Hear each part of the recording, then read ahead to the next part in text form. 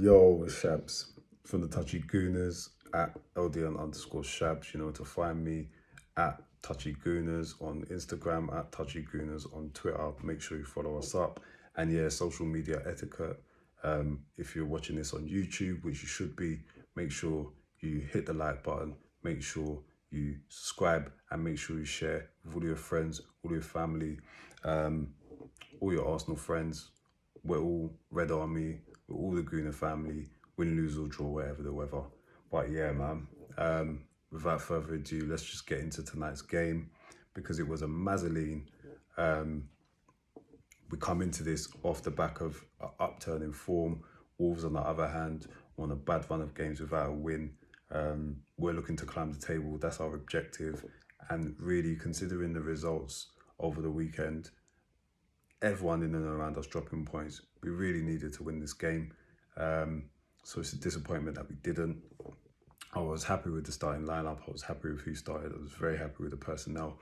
To be honest with you, given what Mikel has to work with, I thought it was positive and an encouraging lineup. There was always that, what's he going to do? Is he going to, switch the formation? Actually, it looks like he's set upon the 4-2-3-1, home or away.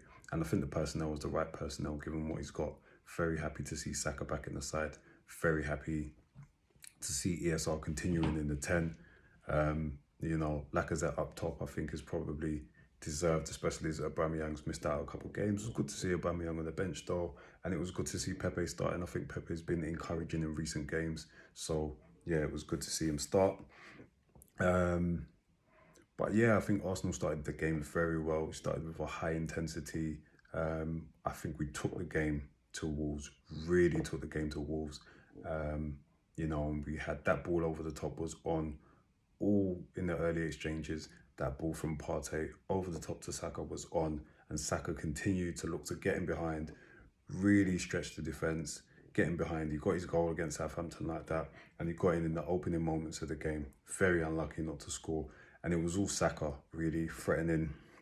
He had another shot saved by the keeper. He had that goal that he scored that was disallowed, which was very unfortunate.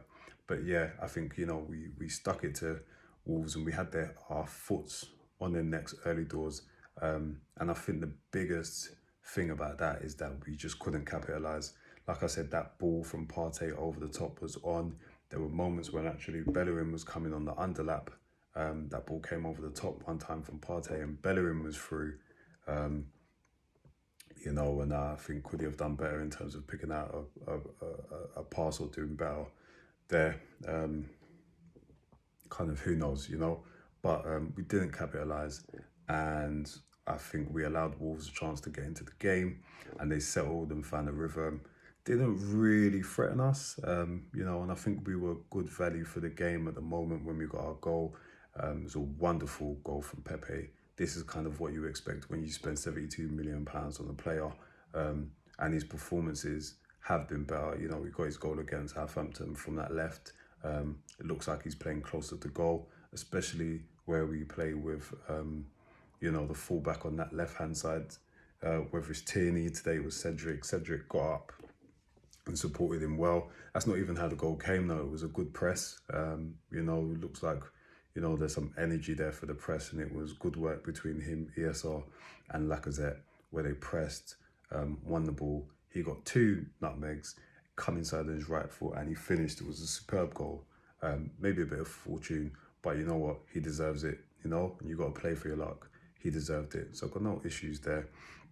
And really, it was just a case of, we should have actually put the game to bed, but we weren't able to.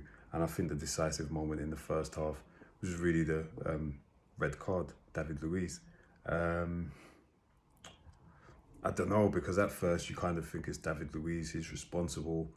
This is typical of him, but when I watched that, I just think it was extremely harsh. I think it's double jeopardy. I don't think you can send the man off there and give a penalty. I think it was quite ridiculous, to be honest with you. And the more I look at it, I cannot believe that. When we call for consistency in football, I think this is what it is. Put to the side for one moment that I support the team, I support Arsenal, but what you want is consistency of decision making across the board. And when I think about Bruno and on the weekend against United, and the deliberate stamp on Xhaka's leg, and there was no discipline for that at all. No repercussions at all. But when I think about today, and it was just so, it was ridiculous. I'm struggling to understand what the red card was for. If it's a foul, it's a foul. You give a penalty, whatever. Cool. So that happens. It's a game changer.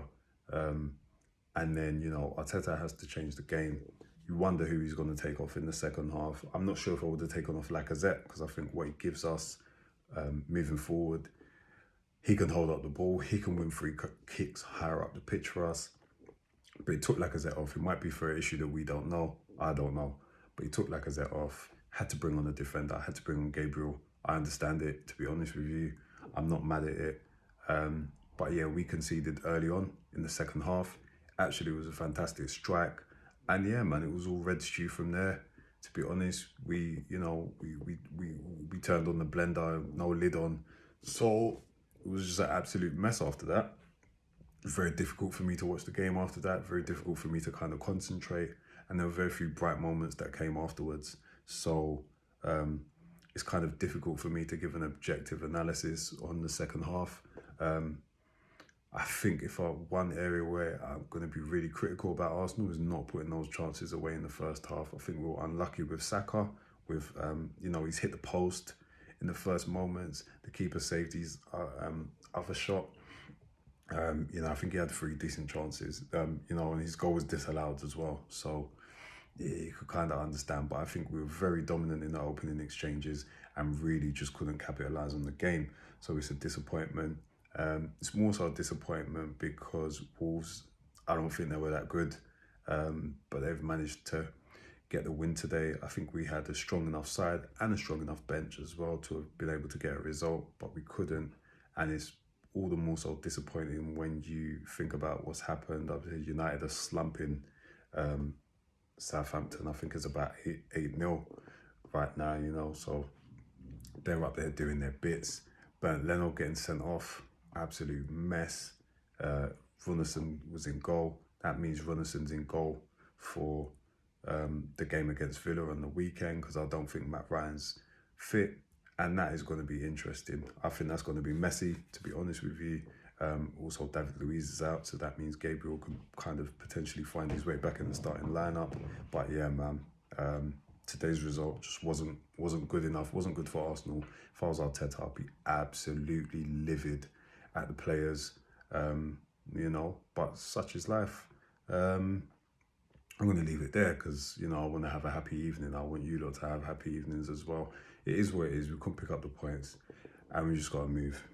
Make sure you check out some of the other TouchyGooners stuff. There's a post-match reaction pod, actual reaction pod on the Patreon piece where you get a bit more detail and analysis. And yeah, make sure you check out the socials as well.